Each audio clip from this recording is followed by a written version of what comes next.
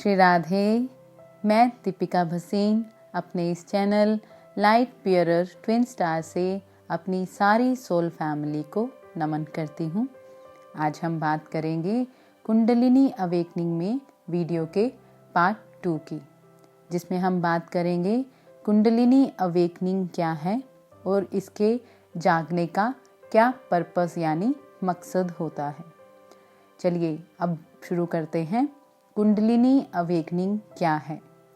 इसमें पहले कुंडलिनी क्या है उसको समझते हैं।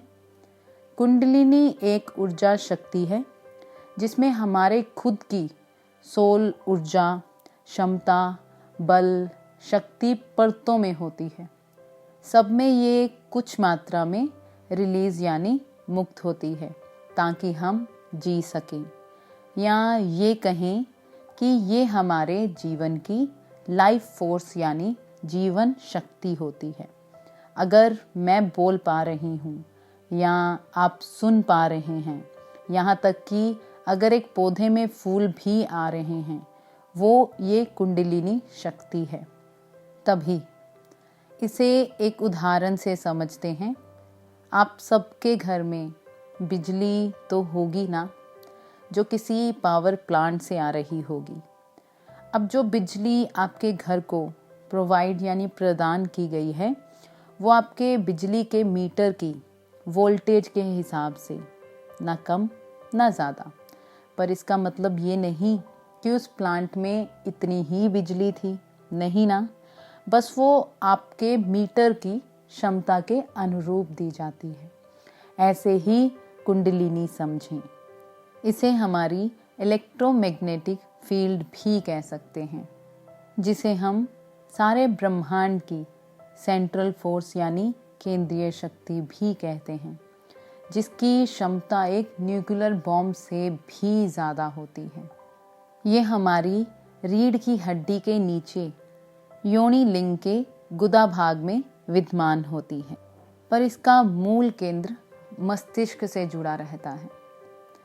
पर उसका संपादन यानी एक्शन पॉइंट केंद्र मूलाधार चक्र यानी रीढ़ की हड्डी के नीचे ही होता है, और वो वहाँ पर डोरमेंट यानी छिपी क्लोज रहती है तब तक जब तक ये अवेक यानी जागृत नहीं होती। जैसे मैंने कहा कि ये हमारी खुद का पावर हाउस होता है। ये कुंडलिनी एनर्जी खुद में इतनी क्रिएटिव, रचनात्मक, इंटेलिजेंट और पावरफुल, शक्तिशाली होती है कि यह हमारी क्षमता के अनुसार वेव्स में मुक्त होती रहती है। जैसे जैसे आप एक स्तर को समझ पाते हो तो ये दूसरी वेव लहर मुक्त कर देती है, और ये चलता रहता है। अब बात करते हैं कुंडलिनी अवेकनिंग की, यानी इस ऊर्जा की जागृति की।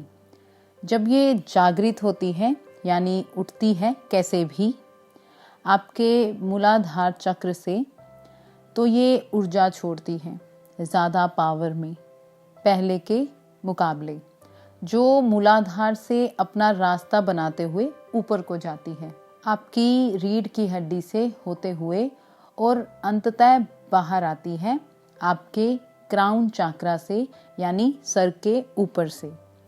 कई बार ये सब एक बार में हो जाता है, लेकिन ज़्यादातर ये घूमती है कुछ समय के लिए, कई बार सालों भी, जब ये फाइनली आपके सर से बाहर आती है और वॉश कर देती है आपके आभा मंडल को। ये है कुंडलिनी अवेकनिंग। ये बस एक मूवमेंट है आपकी कुंडलिनी ऊर्जा को, जो आपके रीढ़ की हड्डी के नीचे कोइल्ड होती है जब से आपने जन्म लिया होता है। अब वो ऊर्जा मुक्त हो गई है, जो ऊपर जाकर बाहर निकलती है। जब ये ऊर्जा गियर अप होकर ज़्यादा पावर में ऊपर आती है, तब आपका जीवन बदलना शुरू हो जाता है बहुत तेज़ी से। तब आपको उसके साथ साथ अपनी बाहरी दुनिया का भी तालमेल बिठाना पड़ता है जल्दी से, जो आसान नहीं होता। इसे हम एक लाइफ ट्रांसफॉर्मेशन फोर्स यानी जीवन बदलाव की शक्ति भी कह सकते हैं। इसके जागृत होने के बाद आप जीवन के दूसरे आयामों को जानना शुरू हो जाते हो।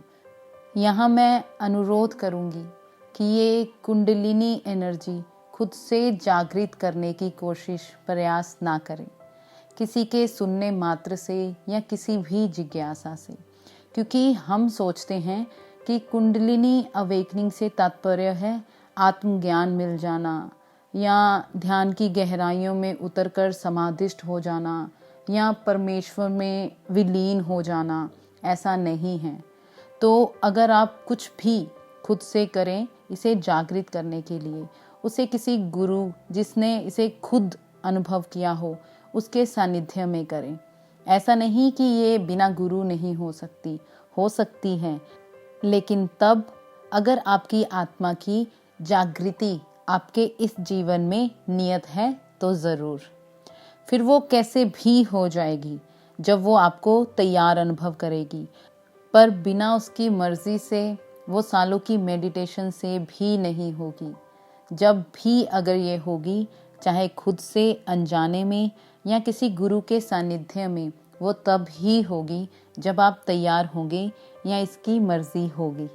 अब बात करते हैं इसके जागृत होने के पर्पस यानी मकसद की। अपने विश्वास से कि ये जागृत होती है अकेले हमारे खुद पे केंद्रित होने के लिए नहीं, बल्कि कुछ और कारणों की वजह से। पहला कारण है आपके उपचार में तेज़ी लाने के लिए, यानी टू एक्सिलरेट योर हीलिंग। ये कुंडलिनी एनर्जी इतनी शक्तिशाली और इंटेलिजेंट है कि जब ये आपके बेस से गतिमान होती है आपके पूरे शरीर की तरफ, तो ये इतनी शक्तिशाली होती है कि सच में ये फोर्स करती है आपके सारे घावों को जो भूतकाल के होते हैं, फोर्स करती है सारे ब्लॉक्स को, सारे सबकॉन्शियस बिलीव्स यानी धारणाओं को जो ऊपर आ जाते हैं और उपचार हो जाते हैं इस एनर्जी से। इसीलिए जब ये जागृत होती है आप एबल यानी काबिल होते हो अपने जीवन के घावों का उपचार करने में। ना केवल अपने, बल्कि याद रखें अपने इंटरजेनरेशनल अंतरजातीय घावों को भी, जो हम ले लेते हैं बहुत सारी पीढ़ियों से, जन्म के समय से। कुछ टीचर्स तो कहते हैं कि हम 14 पीढ़ियों के घावों को अपने पर ले लेते हैं। तो जब ये जागृत होती है ये बहुत तेजी से आपके पीढ़ियों के घावों का उपचार कर देती है। दूसरा कारण है हमें संचेत स्तर पर उठाने के लिए। कुंडलिनी जागृत होती है हमें सचेत करने के लिए, ताजो हम खुद को समझ सकें एक गहरे स्तर पर, ताकि हमें एक जिम्मेदारी पैदा हो गहरे स्तर पर, ना अकेले खुद को लेकर बल्कि सबके प्रति एक सहानुभूति, एक रूपता का भाव पैदा हो। तीसरा कारण है कुंडलिनी अवेकनिंग एक्सपेंड करती है आपकी आत्मा के गिफ्ट्स और पावर को। कुंडलिनी जागृति हमारे अंदर की शक्ति का पता करवाती है, हमें हमारे यूनिक गिफ्ट्स हमारे सामने ला देती है। हम खुद को पहले से ज़्यादा शक्तिशाली अनुभव करने लगते हैं अंदर से। अगर हमारी कॉन्शियसनेस में वृद्धि ना हो तब तक हम जिम्मेदार तरीके से बर्ताव नहीं करते, इसीलिए पहले हमें उस स्तर पर उठाया जाता है। ऐसी बहुत सी कहानियां हैं जब हम में शक्ति जागृत होती है पर हम दिमागी स्तर पर जिम्मेदार नहीं होते।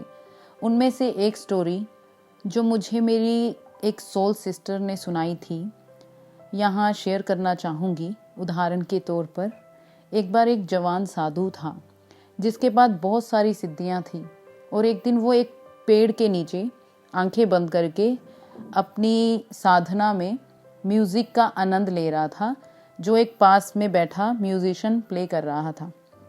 तभी बारिश होने लगती है और जो पेड़ के पास बैठा म्यूजिशियन म्यूज़िक प्ले कर रहा था वो म्यूज़िक बंद करके मंदिर में चला जाता है। तब वो साधु जो म्यूज़िक का आनंद ले रहा था अपनी उस मेडिटेशन में, उस साधना के दौरान, उसे छोड़ना नहीं चाहता था, तो वो अपने फोर्स से बारिश रोक देता है।